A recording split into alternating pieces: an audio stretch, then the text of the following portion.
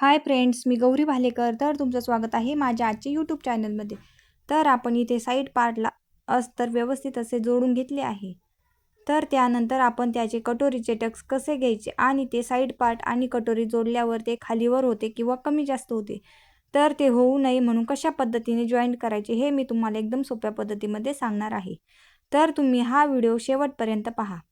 तर अशा पद्धतीने आपण इथे ब्लाऊज पीस आणि अस्तर हे व्यवस्थित असे जोडून घेतले आहे. तर ही आपली क्रॉस पट्टी आहे. तर अशा पद्धतीने आपण क्रॉस पट्टी व्यवस्थित असे समोरासमोर जोडून घेतली आहे. तर त्यानंतर आपण इथे कटोरीला व्यवस्थित असे टक्स देऊन घेणार आहे. तर हे आपलं 42 साईजचं माप आहे. तर त्यासाठी आपली ही कटोरी जी आपण जॉईंट केलेली आहे त्याचे जे आपण उंची वाढवलेली आहे ती व्यवस्थित अशी एक फोल्ड करून एकमेकावरती ठेवून खालच्या बाजूला 1.5 इंच आणि वरच्या बाजूने 2.25 इंचाचा टक्स देणार आहोत. तर अशा पद्धतीने टक्स दिला की कटोरी आपल्याला एकदम व्यवस्थित बसते. तर त्यावरती आपण डबल शिलाई देऊन घेणार आहे. त्यामुळे आपली ही शिलाई उसवली जाणार नाही. तर अशा पद्धतीने आपण हा टक्स मारून घेतला आहे.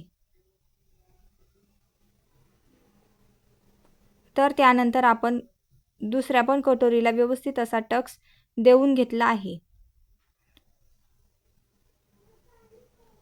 तर त्यानंतर आपण तो साईड पार्टला व्यवस्थित असा जॉईंट करून घेणार आहोत.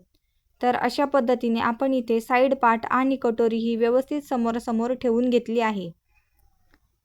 त्यानंतर ती जोडल्यावर कमी जास्त होऊ नये म्हणून अशा पद्धतीने आपण ती जोडीत असतो.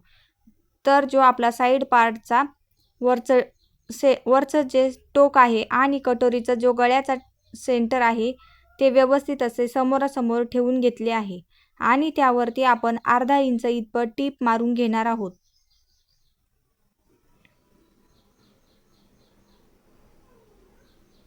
तर अशा पद्धतीने आपण त्यावरती टीप ही हळूहळू मारून घेत असतो. त्यामुळे आपलं कापड हे कमी जास्त होत नाही आणि कटोरी आणि साईड पार्ट व्यवस्थित जोडल्या जातो. तर अशा पद्धतीने आपण त्यावरती डबल टीप मारून घेत असतो.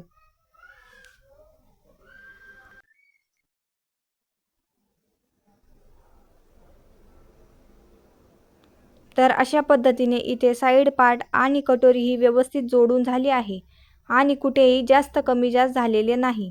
तर लगेच आपण त्याला खालची क्रॉस पट्टी ही लगेच जोडून घेणार आहोत.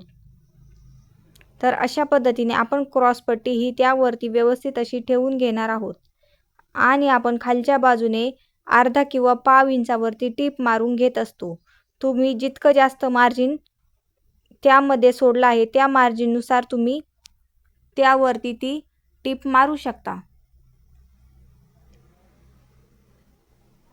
तर अशा पद्धतीने आपण ते क्रॉस पट्टी, साईड पार्ट आणि कटोरी ही व्यवस्थित जोडून घेतली आहे. तर त्याची शिलाई ही आतल्या बाजूने जाणार आहे. तर अशा पद्धतीने आपण जे शोल्डरपासून फोल्ड करून घेतलं आहे आणि जे आपलं अस्तरची क्रॉस पट्टी आहे ती त्यावरती व्यवस्थित अशी ठेवून घेतली आहे आणि तिथे पण आपण एकदम फिनिशिंगमध्ये टीप मारून घेणार आहोत.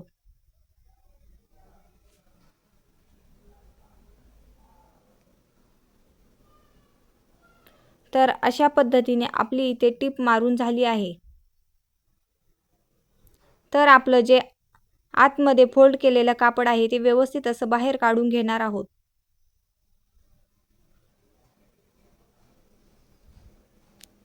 तर अशा पद्धतीने आपण इथे कटोरी, साईड पार्ट आणि क्रॉस पट्टी ही जोडून घेतली आहे. तर अशा पद्धतीने आपण क्रॉस पट्टीला पण खालच्या बाजूने व्यवस्थित टीप मारून घेणार आहोत.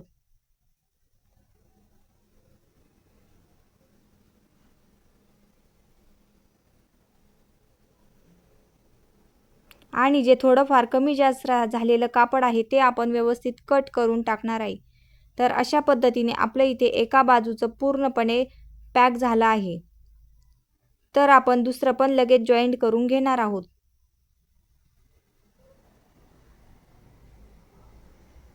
तर अशा पद्धतीने आपले हे कटोरीचे पुढचा भाग हा पूर्णपणे जॉईंट झाला आहे. तर अशा पद्धतीने तुम्ही आपल्या चॅनलला सबस्क्राईब करा.